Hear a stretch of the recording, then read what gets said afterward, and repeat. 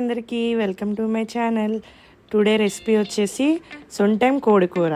ఎలా చేయాలో చూసేద్దాం, వచ్చేయండి.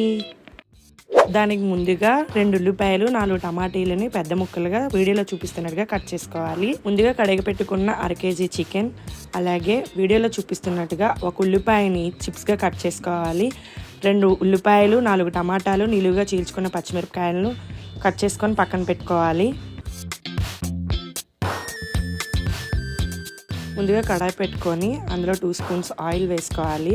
కట్ చేసి పెట్టుకున్న టమాటా ముక్కలు, ఉల్లిపాయలు అందులో వేసుకొని దోరగా ఫ్రై చేసుకోవాలి. ఇలా చేసుకోవడం వల్ల అందులో ఉండే పచ్చివాసన అంతా పోతుంది.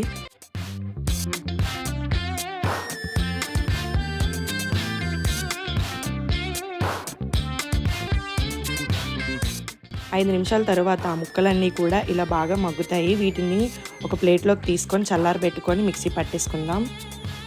ఇందులోనే 4 జీడిపప్పులు వేసుకొని మిక్సీ పట్టుకుంటే టేస్ట్ ఇంకా బాగుంటుందండి.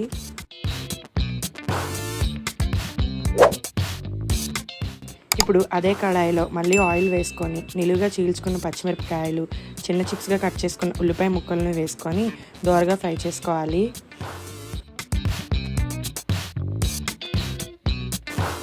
ఉల్లిపాయలు దోరగా ఫ్రై అయిన తర్వాత ముందుగా కడిగి పెట్టుకున్న సొంటెం కోడి ముక్కలను కూడా అందులో వేసేసుకుందాం.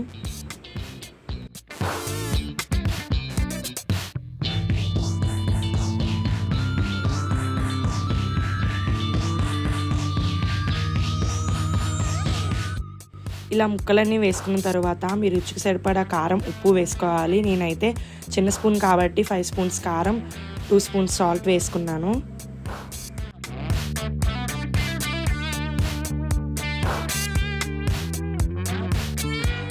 ముక్కలన్నిటికీ కూర ఉప్పు, కారం బాగా పట్టే విధంగా కలుపుకోవాలి. ఇందులో అస్సలు వాటర్ వేయకూడదండి. వాటర్ వేయకుండా ఒక 5 నిమిషాల పాటు మూత పెట్టుకొని మగ్గనిచ్చుకుందాం.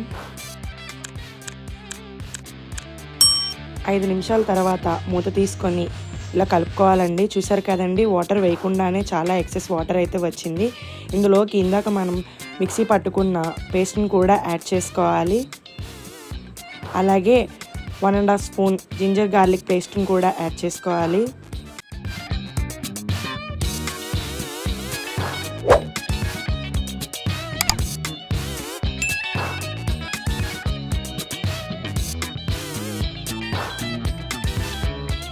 ఇందులోనే గ్లాసున్నర నీళ్లు వేసుకొని మూత పెట్టుకొని ఒక 15 నిమిషాల పాటు లో ఫ్లేమ్లో పెట్టుకొని బాగా ఉడికించుకోవాలి, ముక్క మెత్తబడేంత వరకు.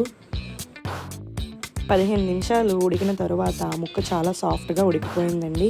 ఇందులోనే 1 స్పూన్ ధనియాల పొడి, అలాగే 1.5 స్పూన్ చికెన్ మసాలాను కూడా యాడ్ చేసుకోవాలి. ఇందులోనే కొత్తిమీరను కూడా వేసేసుకోవాలి. ఇదే ప్రాసెస్ని కుక్కర్లో కూడా వండుకోవచ్చండి. యాజ్ ఇట్ ఈజ్ ఇలానే మొత్తం అంతా కూడా చేసి 3 విజిల్స్ రాగానే కుక్కర్ని ఆఫ్ చేసుకొని లాస్ట్లో ధనియాల పొడి, చికెన్ మసాలాను వేసి దించేసుకుంటే సరిపోతుందండి. కుక్కర్లో అయితే ముక్క చాలా సాఫ్ట్గా కుక్ అవుతుందండి. అలాగే గ్యాస్ సేవ్, అలాగే మనకి టైం సేవ్ కూడా. మా ఇంట్లో అయితే ఇలా కడాయిలో వండిందే ఇష్టపడతారు. నేను అందుకే ఈ ప్రాసెస్నే చూపించాను. మీ కుక్కర్లో కావాలంటే కూడా అలా కూడా ట్రై చేయొచ్చు. ఇదండి సొంటెం కోడి కూర రెడీ అయిపోయింది.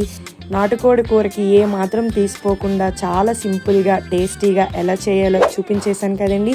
ఇంతవరకు చూసారు కాబట్టి నా వీడియో మీకు నచ్చిందని అనుకుంటున్నాను. నచ్చితే లైక్ చేసి, షేర్ చేసి, సబ్స్క్రైబ్ చేయడం మాత్రం మర్చిపోకండి. Thanks for watching. బాయ్.